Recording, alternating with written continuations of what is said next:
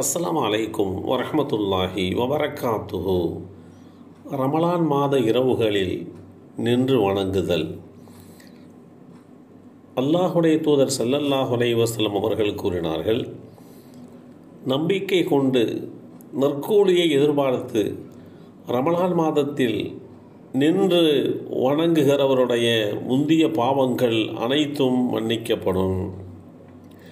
இந்த செய்தி அபூ ஹுரைரா ரலியல்லாஹு அன்ஹு அவர்கள் மூலமாக அறிவிக்கப்பட்டு ஸஹீஹுல் புகாரியிலே 37 என்ற எண்ணிலே பதிவு செய்யப்பட்டிருக்கிறது.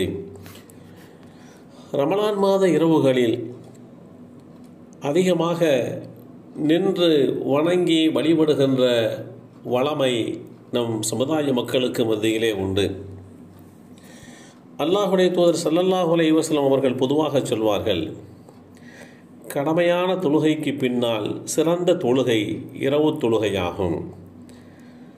இரவு நேரத்திலே நின்று வழிபடுகின்ற தொழுகையாகும் என்று குறிப்பிட்டிருக்கிறார்கள். அதேபோன்று அல்லாஹுடைய தூதர் ஸல்லல்லாஹு அலைஹி வஸல்லம் அவர்கள் இரவு காலங்களில் தன்னுடைய கால் பாதங்கள் சிரமப்படுகின்ற அளவுக்கு நின்று வணங்கி வழிபட்டிருக்கிறார்கள். இதையெல்லாம் பார்த்த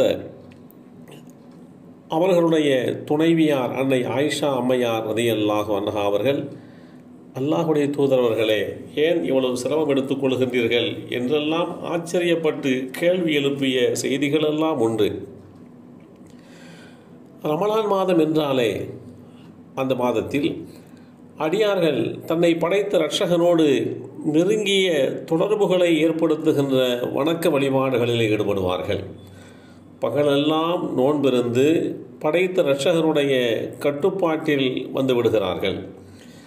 இரவு காலங்களில் அவர்கள் நோன்பை துறந்துவிட்டு கடமையான தொழுகைகளை நிறைவேற்றிவிட்டு உபரியான தொழுகைகளிலே தங்களை ஈடுபடுத்தி கொண்டிருப்பார்கள்.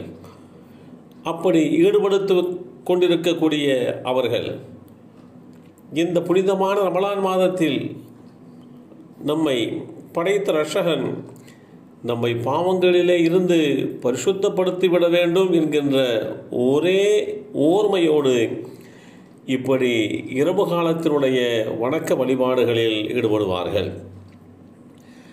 ஜாபிர் ரலியல்லாஹு அன்ஹு அவர்கள் அறிவித்தார்கள், எவர் இரவிலே அதிகமாக நின்று தொழுவாரோ பகலிலே அவருடைய முகத்தை அல்லாஹு தாலா பொலிவுடன் இளங்கச் செய்கிறான். ஒருவருடைய இரவு வணக்கம் அவருடைய முகத்திலே பிரகாசத்தை ஏற்படுத்தி கொடுத்து விடுகிறது என்று இஸ்லாமிய மார்க்கம் ஒருவருடைய இரவு வணக்கம் எந்த அளவிற்கு முக்கியத்துவம் வாய்ந்தது என்பதை தெளிவுபடுத்துகிறது. ரமலான் மாதங்களில் இஷாவை தொடர்ந்து தராவிஹ் தொழுகையிலே ஈடுபட்டு கொண்டிருப்பது, அதற்கு பின்பாக கியாமுல் லைல் என்று சொல்லப்படக்கூடிய தொழுகையிலே தங்களை ஈடுபடுத்திக் கொள்வது, இதையும் கடந்து புனிதமான ரமலான் மாதத்திலே வித்ர் தொழுகையை ஜமாத்தோடு நிறைவேற்றி இரவு முழுக்க தொடர் வணக்க வழிபாடுகளிலேயே ஈடுபடுவதை நம்முடைய முன்னோர்களாகிய பெருமக்கள் நமக்கு நல்லதொரு வழிகாட்டுதலாக எடுத்து சென்றிருக்கிறார்கள். அந்த அடிப்படையிலே தான் ரமலான் மாதம் வந்தது என்று சொன்னாலே இரவு பகலை போன்று வணக்க வழிபாடுகளால் நிரம்பி வழிகின்ற அளவுக்கு உண்டான நிலைப்பாட்டை முஸ்லீம்கள் எடுத்துக்கொள்கிறார்கள். அதிகமாக இரவு காலங்களிலே ரமலான் மாதத்திலே குர்ஆனை ஓதுவது, உபரியான வணக்க வழிபாடுகள் செய்வது, இப்படி மார்க்க ரீதியான வணக்க வழிபாடுகள் ரீதியான விஷயத்திலே தங்களை ஈடுபடுத்தி கொண்டு முஸ்லீம்கள் புனிதமான ரமலான் மாதத்திலே தங்களுடைய இரவு காலத்தினுடைய நல் அமல்களை அமைத்துக் கொள்கிறார்கள். எல்லாம் வல்ல அல்லாஹு தாலா புனிதமான ரமலான் மாதத்திலே அதிகமான முறையிலே இரவு காலங்களிலே வணங்கி வழிபடுகின்ற நல்லோர்களாக நம் அனைவரையும் ஆக்கி வைப்பானாக. அஸ்ஸலாமு அலைக்கும் வரஹ்மத்துல்லாஹி வபரகாத்துஹு.